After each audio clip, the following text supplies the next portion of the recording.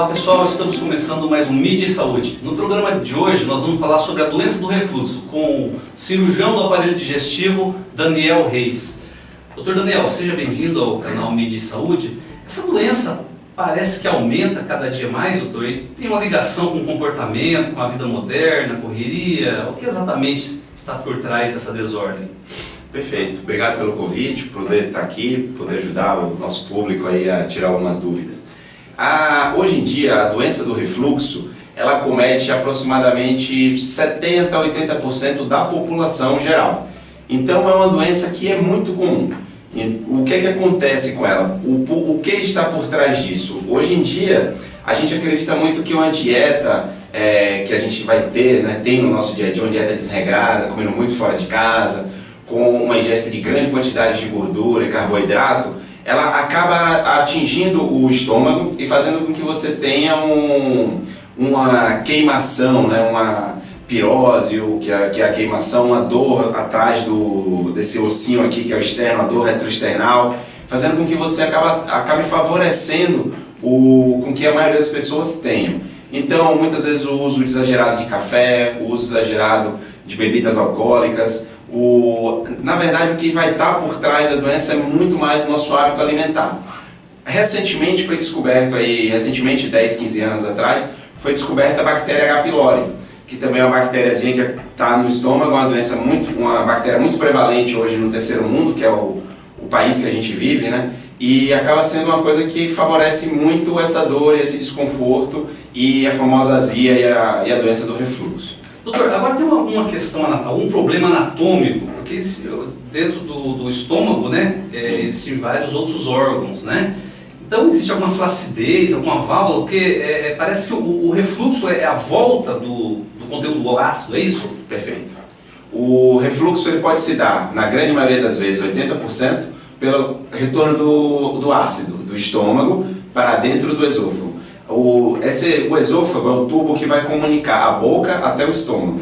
E da transição do esôfago para o estômago, há o músculo diafragma, que é o músculo da respiração, que ele fica justaposto. Então a transição, ela tende a se dar exatamente na abertura desse músculo diafragma. Algumas pessoas têm essa variação da válvula um pouquinho para cima, e a gente vai chamar isso de hérnia de hiato.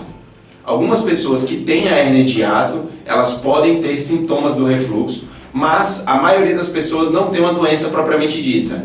É mais a questão do sobrepeso, mais da alimentação inadequada e do excesso de alimento. O que acontece muito hoje em dia? A gente sai para trabalhar logo cedo, come muito no café da manhã. Aí não come nada durante a manhã, porque não tem tempo, a vida é corrida. Então chega no almoço, você faz uma ingesta de grande quantidade de alimento de novo no almoço, fica mais um período grande sem se alimentar e você vai comer de novo no jantar e chega em casa cansado, com fome, você acaba enchendo muito a barriga, né? Enchendo muito o estômago de alimento e se deita. Então é justamente esse hábito inadequado de encher muito o estômago e o decúbito, né? O fato de deitar ainda de estômago cheio que vai favorecer com que você tenha esse retorno do alimento. Tendo esse retorno do alimento aqui no esôfago, você acaba tendo uma espécie de queimadura, né, digamos assim. Então você vai ter uma lesão da válvula, não uma lesão, mas uma irritação da válvula e vai fazer com que esse problema se perpetue por um período maior. Então existe um problema anatômico, essa válvula, o ideal é que esteja justaposta, né, na transição ali que a gente vai chamar tóraco-abdominal, mas às vezes você pode ter a doença sem ter essa alteração anatômica. Doutor, agora a continuidade desse sintoma, a queimação, a volta desse conteúdo ácido, o que isso pode repercutir na vida da pessoa, em outros órgãos também, não só no esôfago, mas pode complicar, causar outras complicações? Certo. A perpetuação dos sintomas é a doença. Então, a pessoa que hoje senta com a esposa, toma um vinho e acaba tendo a queimação no dia seguinte e depois isso melhora, essa pessoa não tem a doença do refluxo, ela teve um episódio de refluxo. Então, quem vai ter a doença é quem perpetua esses sintomas. Então, é quem tem mais ou menos aí 7 dias, 5 dias seguidos, 2 vezes a cada 2 meses. Então, em 2 meses, a pessoa tem um episódio que dura 3, 4 dias de queimação. Se a pessoa tem a doença do refluxo, precisa procurar o médico para o tratamento adequado.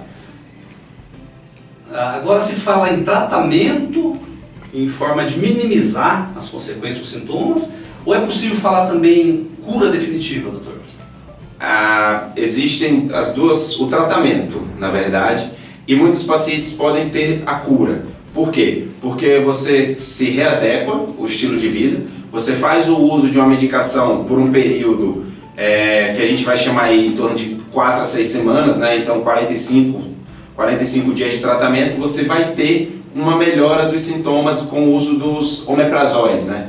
Então, dos prazóis, então omeprazol, pantoprazol, lansoprazol, dexlansoprazol. Então tem uma gama muito grande de medicação que você faz o uso, essa válvula que estava irritada, que sofreu essa irritação, ela melhora e a pessoa não vai mais apresentar esse problema. Então um paciente que é obeso e perde peso, ele melhora os sintomas e também não apresenta mais. Então esses pacientes curam e realmente não tem a necessidade do uso prolongado da medicação. Outra opção de tratamento é o tratamento cirúrgico. Alguns pacientes que têm o tratamento cirúrgico, eles também curam da doença.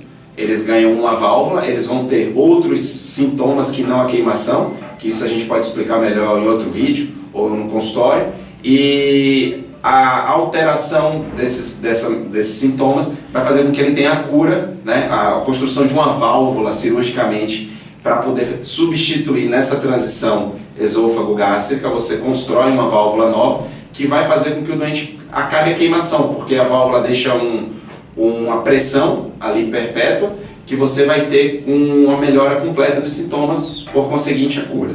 Agora, em linhas gerais, tanto para quem é portador do refluxo, como para quem quer prevenir, o que o paciente deve fazer em termos de comportamento? O senhor já falou algumas coisas, por exemplo, a fragmentação alimentar, né? Mas quais seriam as outras atitudes em caráter preventivo? Eu falo sempre isso para os pacientes no consultório. Tem um tripé que a gente precisa estar alinhado. Então, o que é esse tripé? Os principais são perda de peso. Então, a gente precisa ter uma perda de peso adequada, principalmente para o indivíduo que está com sobrepeso ou obesidade. Ele precisa ter um emagrecimento. A segunda coisa é deitar-se em jejum de pelo menos 2 horas. Então eu sofro desses sintomas, ele é pior à noite, às vezes eu acordo com uma queimação. Você vai deitar de estômago vazio, inclusive para líquidos, por 2 horas.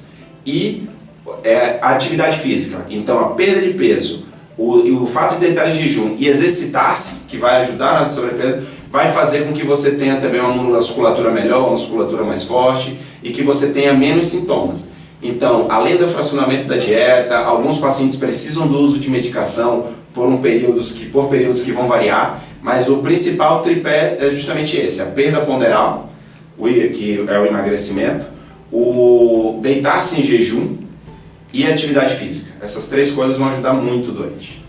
É isso aí, pessoal. Se você gostou dessa entrevista, comente, compartilhe, curta e não esqueça de acionar o sininho para que você seja notificado de outros vídeos do nosso canal.